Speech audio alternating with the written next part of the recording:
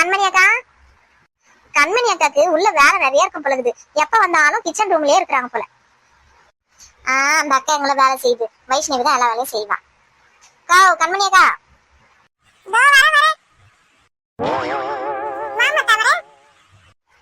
இரு, நான் கொஞ்ச நேரம் உட்கார்றேன். உங்களை கூப்பிட்டு எனக்கு தண்ணி தாகமே இருக்குது. கொஞ்சம் தண்ணி கொடுங்க.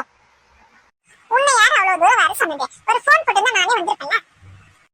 அக்கா போன் பண்ணிட்டு தான் இருந்தாங்க. நீங்க தான் ஒரு போன் கூட அட்டென்ட் பண்ணவே இல்லை. அதனாலதான் நாங்க நேர்லயே வந்தோம். அக்கா, மார்க்கெட்டுக்கு போறேன். காய் தக்காளி எல்லாம் வாங்கலான்ட்டு. வாங்க, போயிட்டு வந்துருவோம்.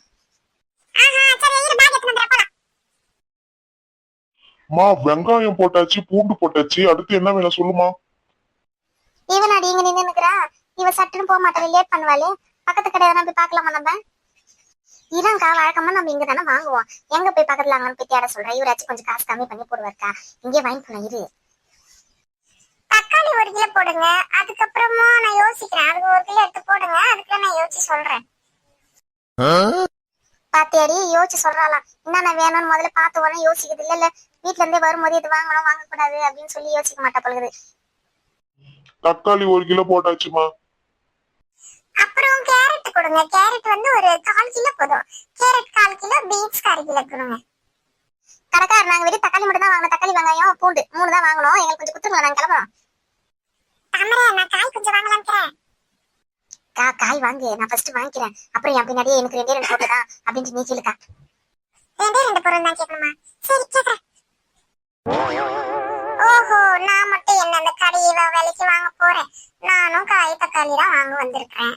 இல்லைங்க, இப்பதானே வந்தீங்க. வந்த உடனே முதல்ல கொடுன்னா அப்ப முதல்ல நிக்கிறவங்கள எங்க போறது? பின்னாடி வந்து கடைசி நிக்கணுமா?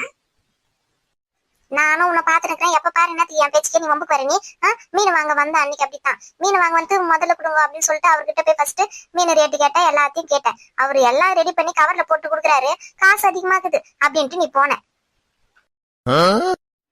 ஏமா வாங்காததுக்கா இது இவ்வளவு போடு, 1 கிலோ போடு, 1/2 கிலோ போடுன்னு கேட்டு நிக்கிறீங்க?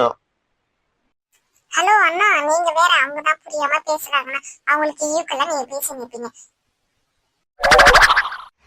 அந்த தட்டி எடுக்கா, இந்த பக்கம் இருக்குது. நான் காய் கொஞ்சம் எடுக்கிறேன். ஆமா, நான் மீன் கடைக்கு வந்தேன். நான் வாங்கல. அவரு அதிகமா ரேட் சொன்னாருன்ட்டு நான் வாங்கல. இப்போ அதனால உங்களுக்கு என்ன பிரச்சனை? உங்களுக்கு என்ன நஷ்டம் எதனா ஆயிடுச்சா? எனக்கு என்ன நஷ்டம் இருக்குது? எனக்குலாம் ஒரு நஷ்டமும் கிடையாது. முன்ன நம்பி வந்து வியாபாரம் பண்றாங்க பாரு, அவங்களுக்கு தான் நஷ்டம். கேரட் பீன்ஸும் 1/4 கிலோ போட்டு வச்சுட்டுமா. சரி கடைக்கார், எவ்வளவு ரேட்டுன்னு சொல்லுங்க. எல்லாம் கம்மி பண்ணி சொல்லணும். அதிக ரேட்டுக்குலாம் சொன்னீங்கன்னா நான் வந்து பக்கத்து கடைக்கு போயிடுவேன். பாத்துக்கோ. அவங்க சொன்னது கரெக்ட் தான் போல. இந்த அம்மா எல்லாமே எடுத்து வச்சுட்டு அப்புறம் பக்கத்து கடைக்கு போயிடுவேன்னு சொல்றாங்க பத்தியா? தக்காளி 1 கிலோமா, அப்புறம் வெங்காயம், பூண்டு அதெல்லாம் சேர்த்து ஒரு 150 ரூபாய் ஆகுதுமா. எனக்கு 150 ரூபாவா? எங்க வீட்டு தெருவுலயே வித்துன்னு வருவாங்க. அன்னக்குடியில வச்சு சைக்கிள் வச்சு தள்ளிக்கின்னு கூட வருவாங்க, நடந்து வருவாங்க. அவங்களாம் அப்படி கம்மி ரேட்டு தான் சொல்லுவாங்க. சரி, நம்ம வந்து மார்க்கெட்டுக்கு போனா இன்னும் கம்மியா வாங்கலாம்னு நான் வந்தேன். ஏமா, அவங்க எதெல்லாம் வரட்டும், எதெல்லாம் வந்து அவங்க வியாபாரம் பண்ணட்டும். அது எனக்கு தேவையில்லாத விஷயம். நான் வியாபாரம் பண்றேன்னா இந்த ரேட்டு சொல்றேன்னா அதை குத்துட்டு நீ போமா. தேவையில்லாத அதெல்லாம் பேசாதமா நீ. நான் தான் அப்பயே சொன்னல கடைக்காரே, இந்த பொண்ணு இப்படிதான் பண்ணும். எந்த கடைக்கு போனாலும் இதே மாதிரி தான் பண்ணும். இப்ப பேர் வேணான்ட்டு போயிடும் பாரு. நான் வேணான்னு சொல்லிட்டு போவேனா?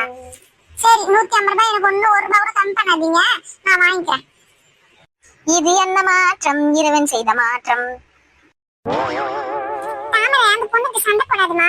ஆனா ஒரு நாள் நாட்டு தெரியுமா, அது வந்து இது மாதிரி ஏன் நீ அந்த பொண்ணு வாங்குது வாங்காத போது எதுக்கு நீ சும்மா திட்ட தாமரை அப்படின்னு நான் கேட்டேன். அதுக்கு தாமரை சொல்லிச்சு, பியூட்டி பார்லருக்கு அங்க இங்க போறாக்கா, அதுக்கெல்லாம் வந்து 5000 4000 3000 செலவு பண்றான். இந்த காய்கறி விற்கிறாங்க அவங்க கிட்ட எல்லாம் போயிட்டு கம்மி பண்ணுன்னு சொல்லி சொல்றான். பியூட்டி பார்லர் போய் அவங்க சொல்ற ரேட்டை கொடுத்துட்டு வராலாம். 1 ரூபாய் கூட கம்மி பண்ண மாட்டாளாம். அதான் அவளே சொல்லிக்கிறான்.